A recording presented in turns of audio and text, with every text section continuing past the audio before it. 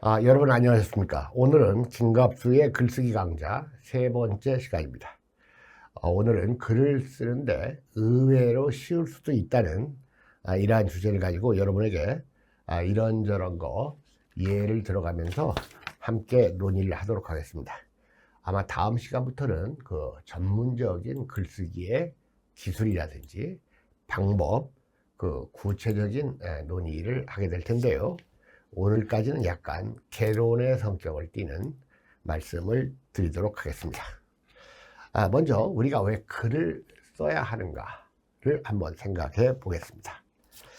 일단 이 글쓰기, 우리가 글쓰기가 있는데 이 글쓰기에 대해서 과장하는 사람들이 있어요. 어떤 사람이냐? 특히 이제 글 좀 쓴다는 이 글쟁이들, 작가들 보면 글쓰기는 나의 숙명이다. 이런 말을 하는 사람이 있어요. 그 다음에 또 글쓰기는 나의 종교다. 이런 말 하는 사람들 있죠. 자, 글쓰기가 숙명이라고 하는 사람들은 이건 자기 과대에 빠진 사람들입니다.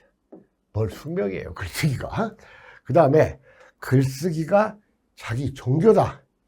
이런 사람들은 종교가 뭔지도 모르고 글쓰기가 뭔지도 모르는 착각하는 사람들입니다. 자, 우리가 글을 쓰는 사람들을 보면 글을 직업 삼아 쓰는 사람들이 있죠. 네. 전업이라고 할 수가 있습니다. 글쓰기를 전업으로 삼는 사람들이 있어요. 아니면 전업은 아니지만 이제 부업 정도로 쓰는 글이 있는데, 이 전업의 글쓰기건 이 부업의 글쓰기건 이건 생업과 관련된다고 할 수가 있습니다. 자, 그 다음에 이제 취향 또는 취미로 글을 쓰는 사람들이 있습니다. 자, 그러면 이 중에서 제가 보기에는 이 취미의 글쓰기가 가장 바람직하다는 생각을 저는 하고 있습니다. 이거야말로 자기 삶의 그 선택적 일부라고 할 수가 있겠죠. 그러니까 이 글쓰기가 제일 낫다. 네. 저는 이렇게 생각을 합니다. 특히 전업의 글쓰기. 여러분 글 쓰는 사람들을 보면 저 사람이 글을 안 썼으면 이 세상에 뭘 하고 살았을까 싶은 사람들이 있어요. 다른 모든 것들은 형편없는데 글만 잘 쓰는 사람들이 있습니다. 자, 그런 사람들은 저런 삶이 상당히 고단할 거라는 생각을 합니다. 왜냐? 이 글쓰기를 전업으로 하면 얻는 것보다는 잃는 게 훨씬 많습니다. 첫째로 이 글쓰기 하면 돈이 벌릴 것 같지만 그렇지 않습니다. 경제적인 손실이 커요. 두 번째로는 건강을 잃게 됩니다. 세 번째로는 친구를 잃게 돼요. 사회적 관계. 제대로 쓰려면. 여러분들 베스트셀러라는 거. 네. 그리고 특히 미국 같은 데서 유명 인사가 무슨 자서전을 쓰면 수백억씩을 번다고 하니까 이 책을 내는 사람들이 이 돈을 많이 버는 걸로 알고 있는 분들도 있는데, 그런 사람들은 정말 극소수고, 네. 예를 들어 책을 한 권 쓴다고 할 때 한 400페이지짜리 책을 한 권 낼 경우에 2,000권 정도가 팔려야지 인세가 기백만 원 들어갑니다. 그러니까 인세 2,000권 이상 책을 내서 2,000권 이상 팔릴 수 있는 사람도 우리나라에서 1%도 안 돼요. 네. 그나마 저는 다행히 이제 2,000권에서 한 7, 8,000권 사이 책이 팔리는 사람이니까 그나마 노동 투여 시간에 비례해서 최저임금이라도 확보가 되는 겁니다. 따라서 글을 써가지고 돈을 번다? 이건 불가능한 일입니다. 두 번째로 장기간의 글쓰기는 건강을 상하게 합니다. 말할 필요도 없죠. 이건 네. 앉아서 일을 하면 건강이 안 좋아지고, 그다음에 또 글을 쓰다 보면 이제 담배도 많이 피고 커피도 많이 마시게 되죠. 그럼 미국 소설가 토마스 울프 같은 사람은 소설을 쓴다는 것은 하루에 25잔의 커피를 마시는 거다 이런 말을 해놓고 있습니다. 그 커피 실제로 글을 쓰다 보면 이 담배와 커피가 많이 땡기는 것도 사실입니다. 그 다음에 아무래도 뭐 친구들 다 만나가면서 어떻게 글을 쓰겠습니까? 노동 투여량에 비해서 최저임금 수준에도 못 미치는 글쓰기. 그 다음에 건강과 친구를 잃어버리는 글쓰기입니다. 그렇기 때문에 글쓰기는 취미로 하는 게 최고다. 그럼 취미로 하는 글쓰기는 어떠냐?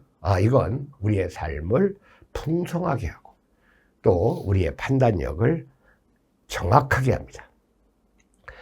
저는 그 문단의 데뷔라는 것을 해가지고 소설가의 칭호를 얻은 것이 1984년인데 제가 그 눈빛이라는 단편 소설로 당시에 한국문학 소설 신인상을 받고 전업작가로 나섰는데 실제로 전업의 생활을 했던 것은 불과 몇 년밖에 안 됩니다. 저는 15권 이상의 책을 냈지만 그 중에서 이 반은 소설이고 반은 비소설인데 소설이건 비소설이건 내 마음에 드는 책은 아직 하나도 없습니다. 말 그대로 글을 쓴다는 것은 부단한 지속되는 습작의 연속일 뿐입니다. 자, 그래서 우리가 이 글과 관련되는 이 사람들을 좀 분류를 해보면 글을 잘 쓰는 사람들이 있어요. 그러니까 이런 사람들 이제 유능한 필자라고 합시다. 유능한 필자가 있고, 그 다음에 무능한 필자도 있겠죠. 그 다음에 유능한 독자도 있고, 그 다음에 무능한 독자도 있을 거예요. 그렇게 되겠죠. 네. 이 네 부류가 있다고 볼 수가 있습니다. 저는 제 자식들한테 무능한 필자가 되는 것이 최악이다. 이런 말을 합니다. 그리고 너희들은 뭐 유능한 필자 같은 거 되려고 하지 말고, 그리고 되고 싶다고 되는 것도 아니고, 유능한 독자가 되라. 이런 말을 해옵니다. 실제로 유능한 필자, 이 사람들은 모든 그 예술가들이 그렇듯이 자기 자신의 고통과 노력으로 많은 타인들을 의미 있고 즐겁게 해주는 역할을 하는 대단히 훌륭한 사람들이지만 이런 사람들 자신은 그 자기 자신의 삶은 고통스러울 수밖에 없습니다. 자, 그러면 여기 무능한 그 필자와 무능한 독자가 있는데 저는 차라리 이 무능한 필자가 될 바에야 무능한 독자가 낫다고 봅니다. 무능한 독자는 그 주변 사람한테 별로 피해를 안 줘요. 그러나 무능한 필자는 자기 자신은 물론 타인에게도 피해를 많이 준다. 자, 그래서 이 글쓰기 강좌는 바로 여러분들이 무능한 필자가 되지 않기 위한 그러한 수련이라고 생각을 하면 되겠습니다. 모든 수련은 말입니다. 모든 수련은 어려서부터 하는 게 좋습니다. 그러나 글쓰기는 좀 차이가 있어요. 대부분의 어떠한 기회, 스포츠, 바둑 또는 뭐 골프도 그렇고, 골프도 스포츠라면 스포츠고, 악기 이런 것들은 성장기에 수련을 해야지 성과를 냅니다. 그런데 여러분들 글쓰기는 이 선천적인 재능보다는 후천적 노력이 더 큰 영향을 미치는 그러한 장르입니다. 물론 이 시보다는 소설이 더욱 그렇죠. 그리고 산문, 이 소설을 포함하는 산문은 후천적 노력에 의해서 이 많은 것을 달성할 수 있다는 점에서 또 하나의 그 매력이 있다고 할 수가 있습니다. 자, 그런데 이 글쓰기 수련, 글쓰기 공부라는 것은 다른 일도 그렇듯이 많이 하는 거하고 적게 하는 거하고는 별 차이가 안 납니다. 그러니까 여러분들 학교 시험 공부도 그래요. 뭐 많이 하는 거하고 조금이라도 하는 것은 별 차이가 안 나는데 조금 하는 거하고 아예 안 하는 거하고는 큰 차이가 납니다. 제가 이 중고등학교 다닐 때 제일 좋아할 때가 언제냐면 시험 기간이에요. 수업 시간이 적고 한 2~3시간만 시험 보면 바로 이 학교에서 나오니까. 그리고 시험 과목도 모르고 그냥 시험 보러 간 적도 그러니까 그렇게 아예 안 해버리니까 적게 아는 사람들하고 큰 차이가 난다는 것을 제가 알고 언제 한번 적게라도 공부하면 상당한 성과가 있습니다. 자, 그러면 어차피 쓸 글이니까 좀 좋은 글을 누구나 쓰고 싶어 하죠. 자, 여러분들 좋은 글의 요건을 다 갖추기라는 것은 불가능한 겁니다. 그리고 좋은 글의 요건의 정의에 대해서도 관점이 다를 수가 있어요. 흔히 말하는 너댓 가지 또는 5가지의 좋은 글의 요건을 다 갖춘 글을 저는 본 적이 없습니다. 불가능해요. 그러니까 불가능한 것을 도전해봐야 성과가 난리가 없죠. 오히려 더 좋은 글의 요건을 다 갖추려고 하면 그 글이 실패하게 됩니다. 자, 그러면 좋은 글을 쓰려면 가장 힘을 덜 들이고 좋은 글을 쓰려면 어떻게 하느냐? 이 얘기를 좀 제가 오늘 여러분들한테 하려고 합니다. 자, 여러분들 누구나 체험해 보셨듯이 막상 글을 쓰려고 앉았는데 쓰기 전에는 의욕이 넘쳤는데 이 자판 앞에 앉으니까 아주 막막합니다. 한두 줄 써놓고 나니까 그 다음 글이 나가지를 않습니다. 그 이유가 어디에 있는가를 잘 생각을 해보세요. 한두 줄 썼더니 더 이상 쓸 게 없더라.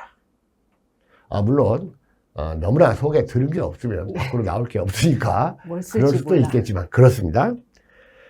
이 경우 대부분은 자기 능력보다 더 좋은 글을 쓰려는 욕심이 앞서기 때문에 그러는 겁니다. 여러분들 이 말을 하거나 글을 쓰는 능력은 누구에게나 있어요. 그러니까 그 능력과 쓰면 글이 안 나올 리가 없고 말이 안 나올 리가 없죠. 그래서 대체로 글쓰기가 자꾸 막히고 막막한 경우는 자기 능력 이상의 글을 쓰려는 과욕 때문이다. 자, 그런데 우리가 시중에 글쓰기 교본 많죠. 100종 정도 달하는 것 같아요. 제가 조사를 해보니까. 그 다음에 여러 글쓰기 강좌들이 있습니다. 네. 근데 그런 글쓰기 강좌나 글쓰기 교본들이 공통적으로 지향하는 것은 어떻게 해야 좋은 글을 쓰는가의 문제예요. 따라서 그런 그 강좌나 교본이 실제적인 도움은 별로 주질 않는다 그겁니다. 그럼 어떻게 해야지 좋은 글을 짧은 시간 내에 쓰게 되느냐? 이건 철저히 영어를 써서 얘기하면 네거티브의 방식으로 해야 됩니다. 다시 말해서 좋은 글을 쓰려고 노력할 게 아니라 나쁜 글을 안 쓰려고 노력하는 방식이 훨씬 효과적인 겁니다. 자, 그래서 오늘 여러분들에게 이 글쓰기의 아주 중요한 지침, 이 좋은 글을 쓰려 하지 말고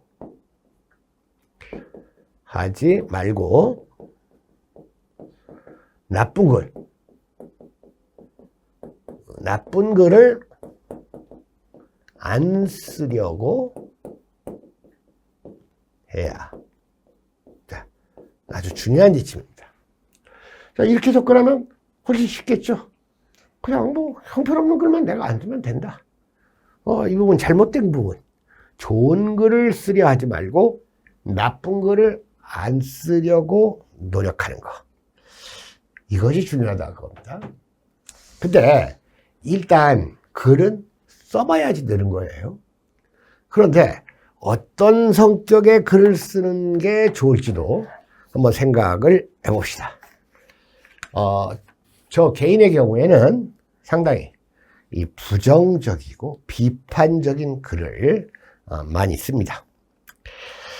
왜냐하면 보통 사람들이 얘기할 때 가급적이면 좋은 얘기를 하는 게 좋지, 긍정적으로 말하는 게 좋지, 이런 말들이에요. 네. 여러분들 흔히 이럴 때 컵에 물이 반쯤 차 있는데 반이나 있네 하고 반밖에 없네 하고, 대부분 사람들이 반이나 있네, 이렇게 긍정적인 사고방식을 해라. 그런 건 구라입니다. 구라. 물처럼 중요한 것이 반밖에 안 남았으면 반밖에 안 남았다라는 문제의식을 갖는 게 좋지, 한 컵도 안 되는 반컵 가지고 반이나 있네? 그런 건 자기를 기만하는 자기 위안인수가 많아요. 그 다음에 항상 이렇게 긍정적인 것을 내세우고 그걸 주장하면 사실은 거기에 미치지 못하는 사람들을 억압하는, 그리고 억압의 결과 피해를 주는 결과를 초래합니다. 그렇기 때문에 조선시대 지식인들이 가장 중요한 이 글쓰기의 가치관은 네거티비즘이었습니다.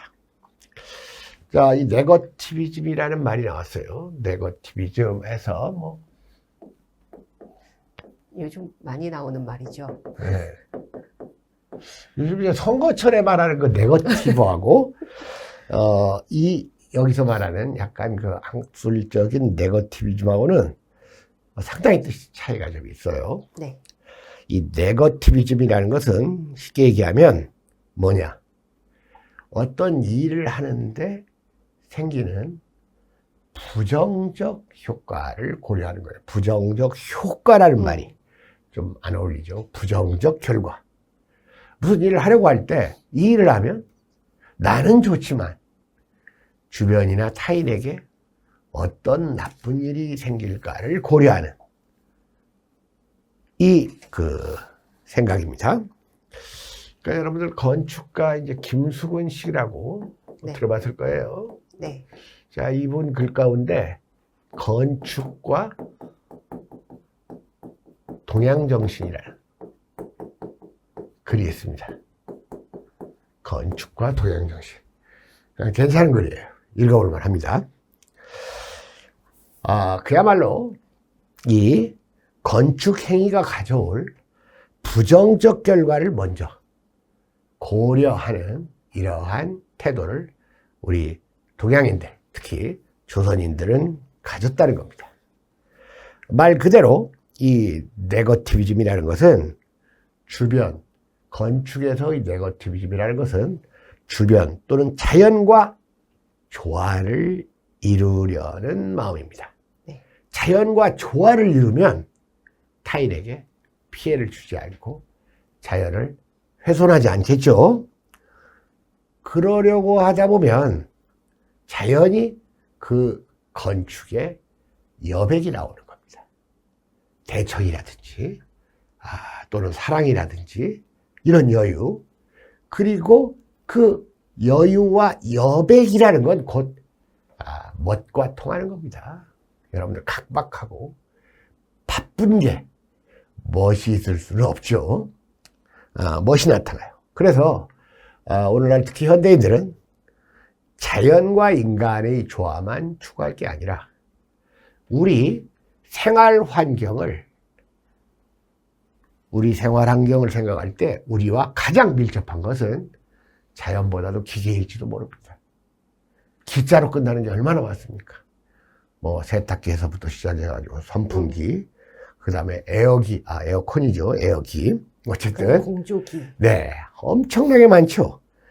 따라서, 우리는 그 자연과의 조화만을 강조할 게 아니라 기계와 인간의 조화. 이런 걸 또 추구해야 되는 겁니다. 자연 또는 주변과 조화를 이루는 건축이라는 것은 태양열, 달리 말하면 햇빛이라든지 맑은 공기를 중시하는 건축의 또 방식이죠. 예전에 제가 그 강의하던 그 대학에서 그 본고사, 논술고사가 있을 때 그 논술고사의 문제를 뭘로 하느냐 할 때 그 당시에는 문과, 이과가 다 논술고사를 받고 문이과의 문제 구별이 없었어요. 그래서 제가 햇빛이 인간에게 미치는 영향, 이런 문제를 한번 제시했던 적이 있습니다. 거기서 뭐 태양열이라고 하지 않고 또는 태양이라고 하지 않고 햇빛이 인간에게 미치는 영향은 말 그대로 뭐 정서적인 것일 수도 있고 과학적인 것이 될 수도 있고 양쪽으로 다 되겠죠. 네. 그러니까 문, 이과에 모두 통하는 문제라고 생각해서 그런 문제를 제시했는데 이 교수들이 황당해 하더구만요. 뭐 이런 논술 문제가 있어. 그러는데 그 당시에는 그렇게 무작정 이게 던져버리는. 그러니까 논술고사가 생기고 나서 서울대학에서 첫 번째 제시했던 그 문제가 영상 매체가 현대인에게 미치는 영향을 그 시범 문제로 제시했었거든요. 그래서 저는 그것보다는 햇빛이 인간에게 미치는 영향이 훨씬 고급스러운 문제라고 생각을 했는데 그것을 좋은 문제라고 생각하는 교수는 10명 중에 1명도 안 되는 것 같아요. 그러다 보니까 이 논술고사에서 의미 있는 문제를 출제하고 채점 능력이 있는 교수들은 자꾸 빠지고 실력 없는 교수만 남아가지고 한겨울에 학교에 나가가지고 그 몇 푼 안 되는 그 시험수당, 출제수당을 받고 이 논술고사를 그들이 장악하다 보니까 논술고사가 논술고사답지 않은 이러한 문제로 이렇게 하향 평준화됐다는 생각을 저는 하고 있습니다.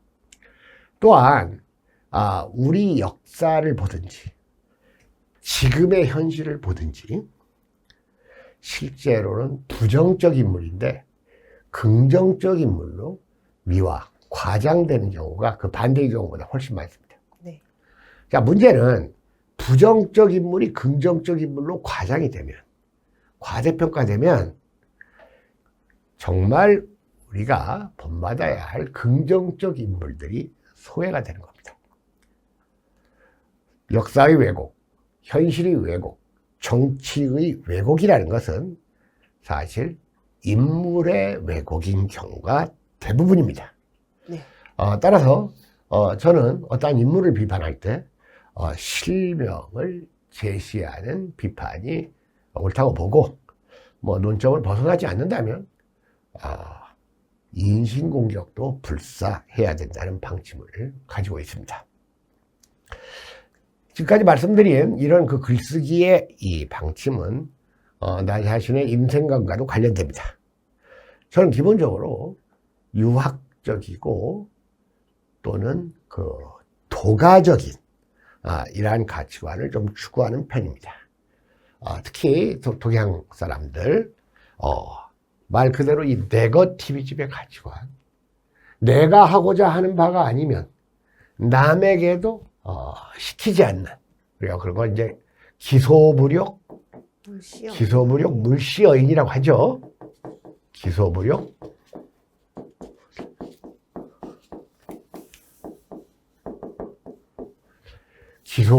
물시여인. 내가 하고자 하는 바가 불욕 아니면 물시여인. 이 여기서 물은 이제 말물자로 do not, don't 이런 뜻이에요. 남에게 시키지 마라. 자, 이게 상당히 부정적인 가치관 같지만 사실은 이게 훨씬 지혜롭고 더 능률적인 가치관입니다. 그러나 서양은 좀 달라요. 서양의 그 바이블에서 얘기하는 황금률이라는 게 있죠. 그러면서 뭐 무엇이든지 남에게 대접을 받고자 하는 대로 남을 대접하라. 그러니까 이런 걸 응용해가지고 바보 같은 놈들은 집에서 왕대우를 받고 싶으면 마누라한테 왕비대우를 하라. 그 바보 같은 말들 좀 그만했으면 좋겠어요. 물론 이러한 그 가치관에 반대하는 서양인도 있어요. 예를 들어 버나드 쇼 같은 사람은 남에게 대접을 받고자 하는 대로 남을 대접하지 마라. 왜? 나와 남은 취향이 다르니까. 뭐 이런 말을 함으로써 이 황금률이 가지는 어감의 논리를 풍자합니다. 여러분들, 사실 이렇게 남에게 대접을 받고자 하는 대로 남을 대접하라. 여기에는 어감의 논리가 들어있습니다. 그렇기 때문에 이러한 어감의 논리를 마음껏 펼치는 세 종류의 책이 있는데, 하나는 위인전, 또 하나는 자기계발서, 또 하나는 힐링이라는 이름의 위로서. 그런데 이런 것들이 대부분 베스트셀러로 나타나죠. 여러분들, 사람이 일단 타인을 본받으려고 하다 보면 자기 정체성을 잃고 부자연스러워지는 겁니다. 다시 말해서 우리가 자주적이지 않는 것은 뭐 비자주라고 할 수가 있어요. 비자주적이거나 또는 부자연스러운 거. 저는 이 두 개가 우리 사람이 가질 수 있는 가장 나쁜 거 두 개라고 봅니다. 자주가 없고 자연스럽지 않은 거. 자, 그래서 제가 방금 여러분들에게 얘기했듯이 이 소극적이고 부정적인 가치관, 이것을 글쓰기에 적용하는 게 좋다. 자, 그러려면 언제나 우리가 다른 사람을 본받으려고 하지 말고 다른 사람이 잘못하는 거. 왜? 사람들은 다 잘못하거든요. 그것으로부터 나의 교훈을 삼는 태도가 삶에서도 좋지만 글쓰기에서도 아주 좋다. 그래서 우리가 그런 것을 이제 뭐 타산지석이라고 하죠. 들어보셨죠? 네. 타산지석이라고 하는데, 이 타산지석이라는 말은 이제 시경에 나오는 말이에요. 시경에 나오는 말인데, 아무튼 다른 산의 돌도 가져다가 숫돌로 쓰면 나의 옥을 갈 수가 있다. 그래서 타산지석 가이공옥, 뭐 타산지석 가이, 이런 말이 이제 시경에 나와요. 그래서 이렇게 남을 본받으려고 하는 거예요. 이건 모방하려고 하는 거예요, 사실은. 그러지 말고 다른 사람의 글 또는 다른 사람의 행적에서 잘못된 것을 보고 나는 이렇게 하지 말아야지. 그리고 사실 방금 얘기했던 무슨 위인전이나 무슨 자기계발서나 힐링, 뭐 자기 위안서나 이 베스트셀러들에서 본받아야 될 사람이라고 제시하는 사람들이 우리가 생각하는 것 이상으로 저지른 수도 많습니다. 여러분들, 보들레르 같은 시인은 이런 말을 했습니다. 세상에서 유력한 놈들은 모두 야비한 놈들이다. 이런 말을 했는데 저는 상당히 일리가 있다고 생각을 합니다. 자, 그러면 이어서 이 글이라는 것은 말의 소산이에요. 자, 그러니까 우리가 이제 언이라고 하면 말이고 문이라고 하면 글이죠. 네. 이 말과 글의 관계에 대해서 좀 생각을 해보겠습니다. 얼핏 생각하면 말을 잘하는 사람은 글도 잘 써야 하는데 꼭 그렇지만은 않습니다. 말은 잘하지만 글 못 쓰는 사람도 많고, 말은 못해도 글만 아주 잘 쓰는 사람도 의외로 많습니다. 제가 보니까 말을 잘하는 사람이 글을 잘 쓰는 사람보다 더 적어요, 숫자가. 글은 후천적 노력에 의해서 상당히 많이 달성이 되는데, 말은 저는 그런 후천적 노력을 해도 잘하기가 좀 힘들다. 이런 생각을 하고 있습니다. 우리가 알고 있는 이 소설가 가운데 김동리 선생이라든지 세인훈 선생 같은 분들은 글은 잘 쓰는데 어떻게 저렇게 말을 못할까 하는 생각이 들 정도로 그렇습니다. 엊그저께 이 타계하신 이어령 선생 같은 분은 말도 잘하고 글도 잘 써요. 근데 여러분들 그러니까 말을 잘하는 것과 글을 잘 쓰는 것은 비례 관계는 아니에요. 당연히 별 관계가 없어요. 제가 보기에 이 말 잘하는 사람과 그 비례 관계를 갖는 경우는 글 잘 쓰는 사람이 아니고 제 경험으로 보니까 연기를 잘하는 사람이 말을 잘합니다. 그러니까 배우들, 그러니까 세계적인 배우들 보세요. 말을 얼마나 잘합니까? 그리고 세계적인 배우들은 그 대본 안 갖고 한대잖아요. 자기가 그냥 그 자리에서 분위기 맞춰가지고 이렇게 하지 않습니까? 그러니까 우리가 뭐 연예인 딴따라라고 생각했다가 이 세계적인 명우들 이런 사람들 막 나와서 말하는 거 보면 이야 정말 말 잘한다. 약간 날라리 같은 배우도 막 유명한 배우 말하는 거 보면 참 말을 잘한다 하는 것을 저는 특히 헐리우드 배우들 중에서 여러 명을 제가 꼽을 수가 있을 것 같습니다. 보통 이 말은 선천적인 것이고 글은 후천적인 것이다 라고 하는데 글이 후천적인 건 틀림없어요. 물론 타고나는 그 집안의 어떤 분위기나 약간의 그런 건 있을 수가 있지만 그게 뭐 100% 이렇게 계승되는 건 아니고, 그런데 잘 생각해 보면 우리가 말도 배우는 거예요. 네. 이 세상에 나와가지고 이 엄마 얼굴과 엄마 혀를 보면서 엄마 혀를 흉내내다 보니까 글을 배우지 않습니까?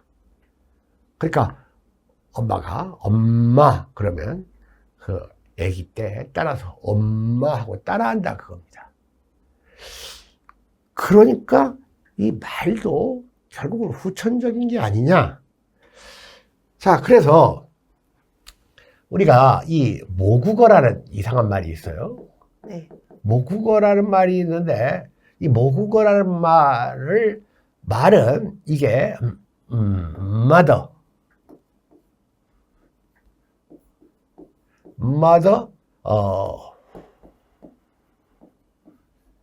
mother tongue의 번역어입니다.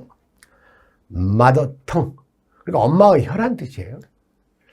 그러니까 엄마의 혀니까 이 mother tongue을 일본 사람들이 모국어라고 번역을 한 거예요. 여기는 국가주의 냄새가 납니다.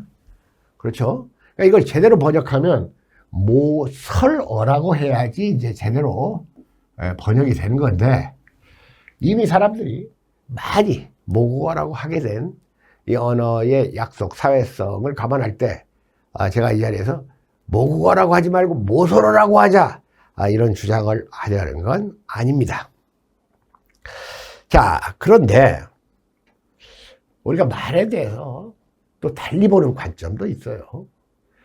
예를 들어 언어 철학 같은 데서는 말은 엄마한테 배우는 건 사실이지만 인간은 생득적으로, 선천적으로 말하는 능력을 가지고 태어난다는 거예요. 태어나기 전부터 말하는 능력이 주어진다는 겁니다. 언어 철학. 그게 이제 언어 철학에서. 그리고 언어 철학에서의 그 언어는 이 말과 글을 다 포괄하는 개념입니다. 그러니까 글을 포함해서 말까지 인간에게는 선천적인 능력이 있다는 거예요. 그게 이제 언어 철학의 관점입니다. 그 다음에 또 우리가 말에 대해서 조금 잘못 생각하고 있는 게 이 자기가 한 말이 취소될 수 있다고 생각하는 거예요. 그래, 너 당장 그 말 취소해. 바보 같은 말들.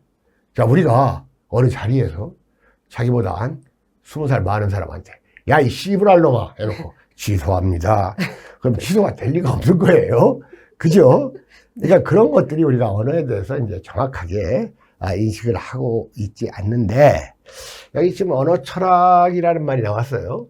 언어 철학이란 말이 나왔는데, 아무래도 이제 그 말과 글과 관련되는 이 철학적 사고 중에서 언어 철학이 상당히 그 의미가 있습니다. 쉽게 얘기해가지고, 아까 얘기했듯이 여기서 언어는 말과 글을 이제 포함하는 개념인데, 이 언어 철학을 아주 거칠게 요약하면, 언어는 인간의 사람됨을 창조한다는 거예요.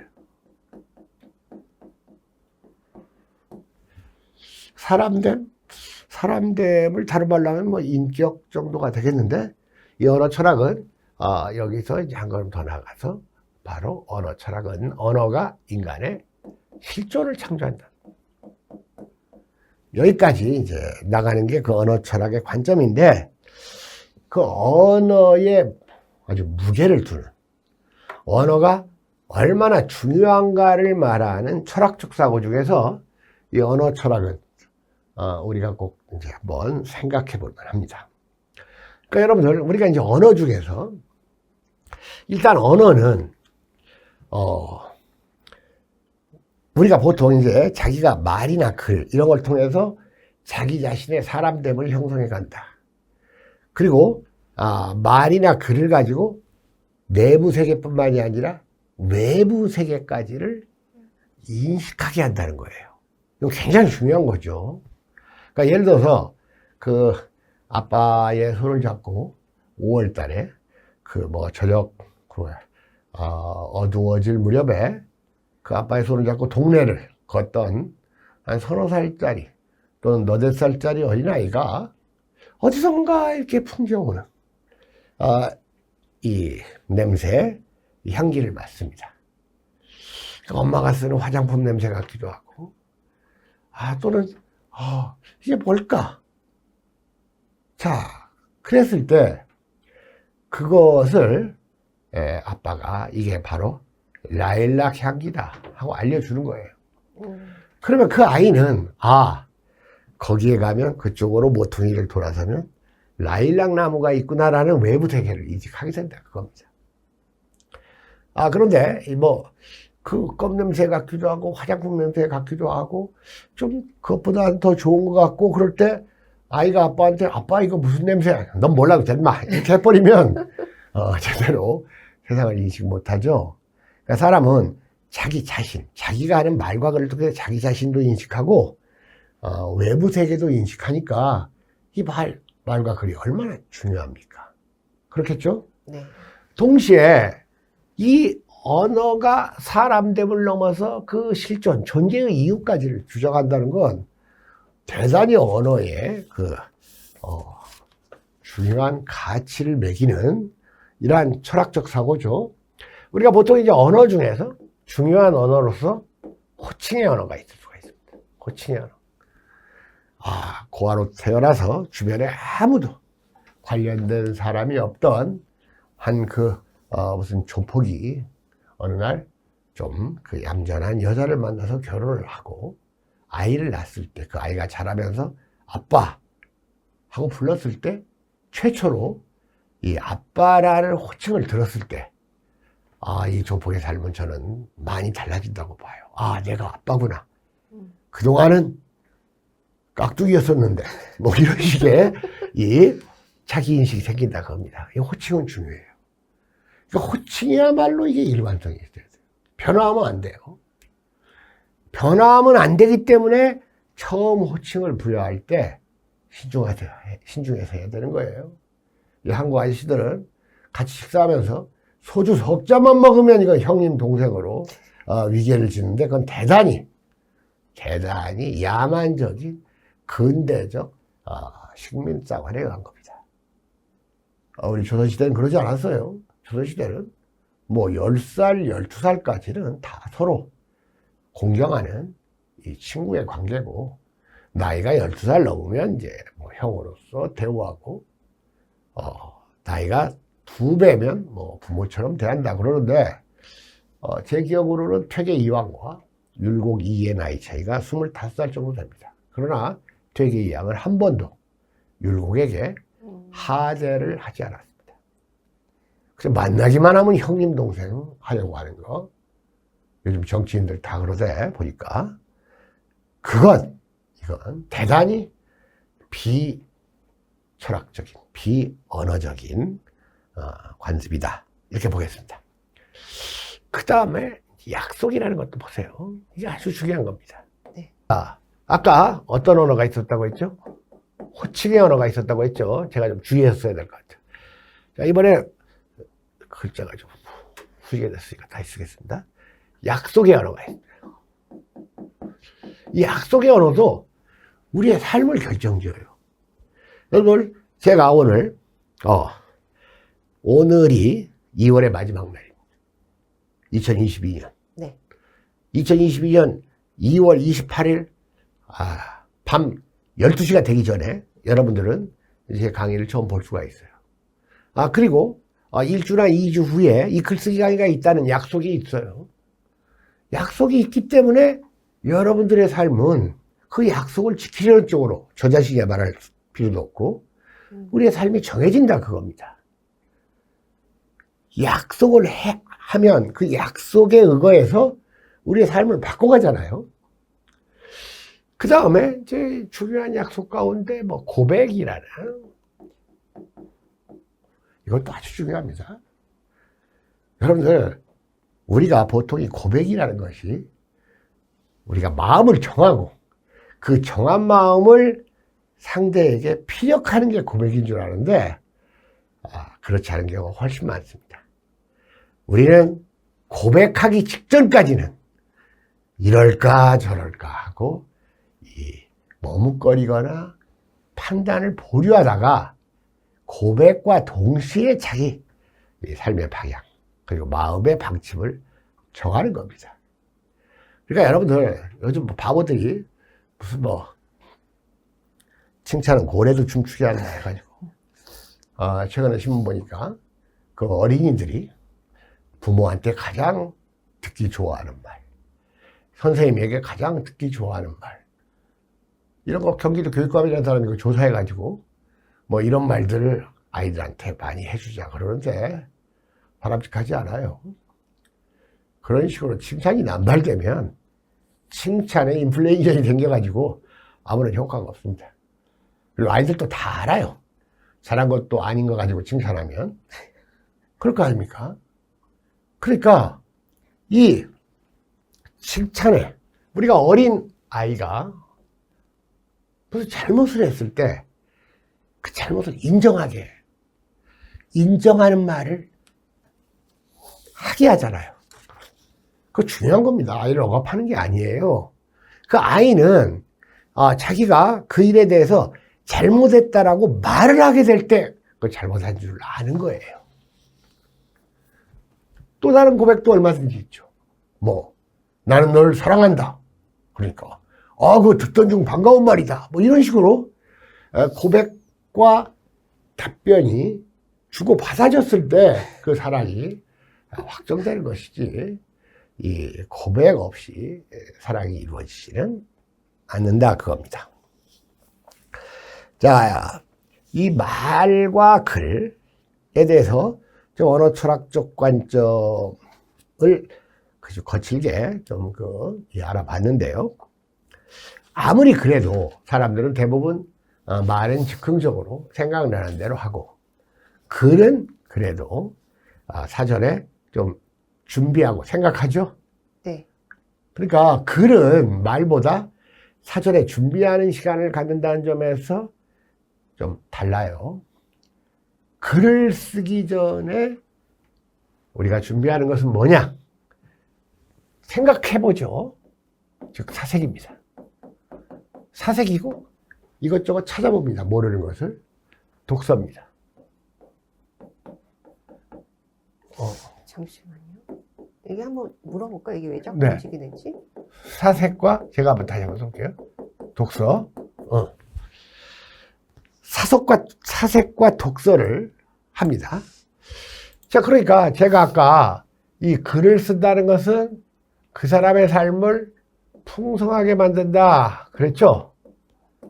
바로 이 사색과 독서는 우리의 삶을 풍성하게 하죠.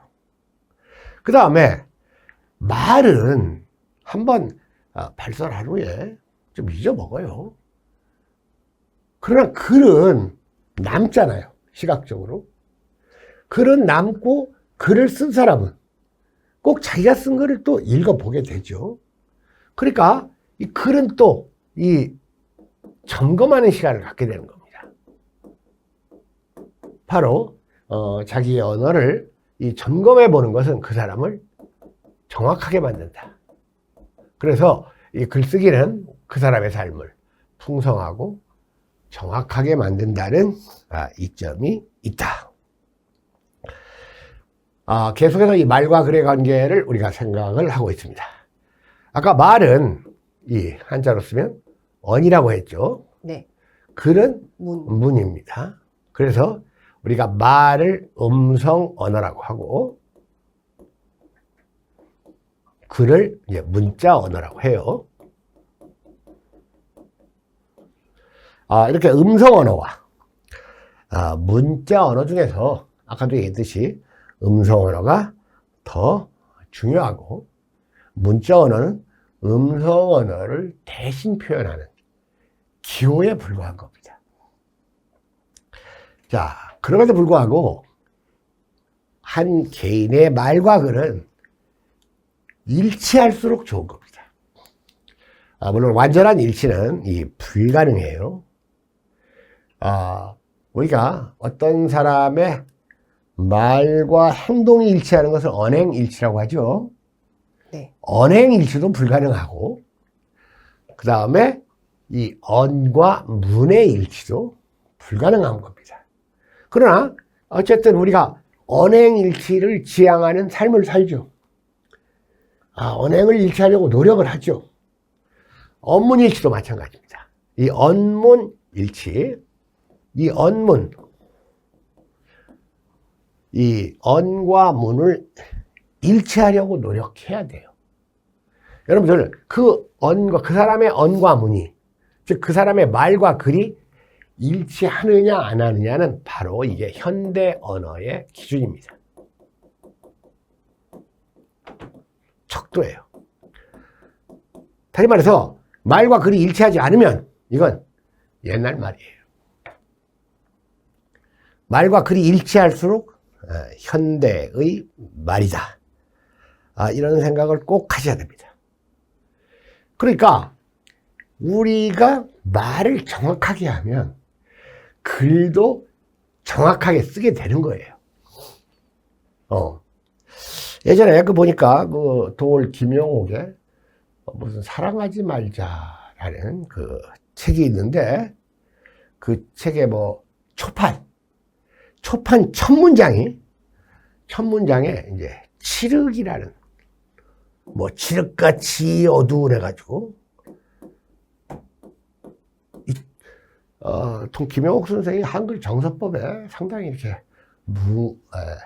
둔해요. 그래서 이 자질구레한 오리소리 많이 나옵니다. 많이 틀리더라고요. 네, 칠흑 같다. 그런데 이 칠흑 같은 어두움 할 때 이게 좀 이상하죠. 자, 우리가 칠흑이라는 건 이게 오칠할 때 오칠할 때 그 다음에 흑이라는 건 이제 검은 흑자예요. 이렇게. 그러니까 당연히 흑은 기억인데 흑이라고 쓴 거야. 그러면 자, 우리가 이러한 칠흑이라는 단어에 이제 조사가 붙을 때, 모음으로 시작하는 조사가 붙을 때, 예를 들어서 여기다가 이제 그 다음에 이제 이 칠흑, 자, 이렇게 있다고 합시다. 그러면 요걸 발음할 때와 요걸 발음할 때는 달라요. 자, 이건 칠흑에서 하고 기억이 이렇게 연음되는 겁니다. 네. 그러나 이것은 칠흑개서로 되는 거예요. 그러니까 칠흑에서 칠흑에서. 그러니까 이렇게 발음을 정확하게 하면 정확하게 쓰게 되는 거예요. 요즘 페이스북 보면 막 이런 거, 막 관건 선거 막 이렇게 쓰는 사람들이 있어요. 관건 선거, 관권 선거인데, 그러니까 관권할 때 이 한자를 모르기 때문에 이렇게 쓸지도 모르지만 또 뭐 이것을 해결하는 열쇠 해가지고 관건이라는 말도 있죠. 그러니까 그것과 혼동을 해서 관건 선거라는 말을 쓰는 선서가 아니라 관건 선거. 그러나 이 한자를 모른다고 하더라도 평소에 우리가 발음을 관권 선거라고 정확히 하면 한글 표기를 틀리지 않겠죠. 네. 그러니까 정확한 발음을 먼저 해야지 이 글쓰기의 정서법이 따라서 정확해집니다. 그런데 이 사람들은 어느 나라 사람들이 마찬가지예요. 이 모음이 둘 이상 나올 때 이걸 모음 충돌이라고 하는데, 이 모음이 충돌되면 발음하기가 어려워요. 그런데 하나의 모음에 두 개의 모음이 있을 때 우리가 이걸 이중 모음이라고 합니다. 이중 모음. 그러니까 예를 들어서 지금 확 할 때 여기에는 오라는 모음이 있죠. 네. 그 다음에 아라는 모음이 있습니다. 오와 아 두 개가 다 있으니까 이중 모음이 되는 거예요. 이것도 마찬가지입니다. 이것도 의가 있고 이가 있죠. 네. 근데 발음하기가 어려운 거예요. 그러니까 옛날 김영삼 대통령 같은 사람은 확실히를 그냥 아예 확실히 해가지고 단모음으로 발음을 하잖아요. 그죠? 그러니까 또 우리 김대중 선생 같은 분은 민주주의 해야 되는데 아예 그냥 싹 무시하고 민주주의 막 아예 단모음으로 발음하잖아요. 그러니까 막 그런 사람들 막 나의 조국 뭐 이렇게 호남 사람들 보면 이중 발음이 좀 어렵습니다. 그러니까 평소에 발음을 좀 정확하게 해 주어야 됩니다. 그러니까 아주 우스갯소리요. 너무나 유명한 우스갯소리인데, 우리 김영삼 선생이 이 이중 발음이 좀 약하니까 뭐 이제 제주도에 가가지고 한라산을 간통해서 관광단지로 만들겠습니다. 이것을 강간단지로 만들겠습니다. 뭐 이런 식으로 이제 발음을 했다는 그 우스갯소리가 좀 있었죠. 자, 그러면 우리가 말과 글의 관계를 일치할 때 어떻게 해야 되느냐? 잘 생각을 해보세요. 그동안 우리가 말과 글을 어떻게 해왔는가? 말은 너무 쉽고 함부로 하고 짧게 하고, 글은 지나치게 어렵게 하고 길게 하고 신중하게 하지는 않았는가? 그런 생각이 들죠? 네. 자, 그럼 어떻게 해야 되겠어요? 말은 좀 신중하고 천천히 하고, 글은 좀 쉽고 부담 없이 하려는 노력을 하면 말과 글이 일치하겠죠? 자, 그래서 오늘 아주 중요한 글쓰기의 격언 하나를 여러분들 소개하겠습니다. 뭐냐? 바로 좋은 글은 어떤 글이냐? 말하듯이 쓸 글입니다. 말하듯이 쓰는 글. 좋은 글입니다. 그러면 좋은 말은 뭐냐? 글 쓰듯이 하는 말.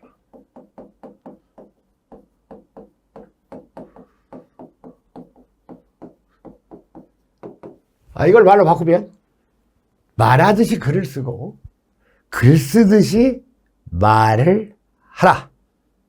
이것이 되겠습니다. 질문이 하나 있는데. 네네, 질문하십시오. 네. 처음에 할 때 네. 무능한 독자, 뭐 무능한 네. 이제 저자 뭐 이런 식으로 얘기를 했는데, 우리가 이제 나쁜 글을 쓰지 말아야지 되잖아요. 네네. 그럼 내가 너무 무능한 독자면 좋은 글과 나쁜 글을 구분을 못하게 되는 거잖아요. 그럼 이거를 해결하기 위해서는 사색을 많이 해야 되나요? 아니면 독서를 많이 해요? 독서를 하더라도 또 어떤 독서를 해야지 되나? 그렇죠. 그런 문제들이 이제 우리가 더 논의 앞으로 해야 될 건데, 일단 그 독서와 사색의 관계에 대해서는 예, 공자가 좋게 얘기를 했어요. 남의 것만 너무 많이 읽고 생각, 사색이 없으면 좀 가볍고 경박한 사람이 되고, 생각만 많이 하고 남의 것, 독서를 하지 않으면 위험한 사람이 된다, 이런 말을 했는데, 네. 뭐든지 이 중용, 둘을 조합해서 새로운 창조를 이뤄가는 이 중용의 노력이 가장 어렵지만 가장 좋다, 뭐 이렇게 해야 되겠고, 제가 이제 약간 역설적으로 얘기했죠. 무능한 독자는 사실 어떠한 그 지적인 그 활동을 할 수가 없어요. 그러나 본인 자신은 행복하다, 그겁니다. 남한테 그렇게 피해도 안 줘요. 그런데 무능하면서 자꾸 말하려고 하고, 무능하면서 자꾸 쓰려고 하면 이건 주변에 이 공해로 작용한다, 그겁니다. 그런 뜻으로 이제 얘기를 한 겁니다. 네. 자, 오늘 글쓰기 세 번째 강의는 여기서 마치겠습니다. 수고하셨습니다. 감사합니다.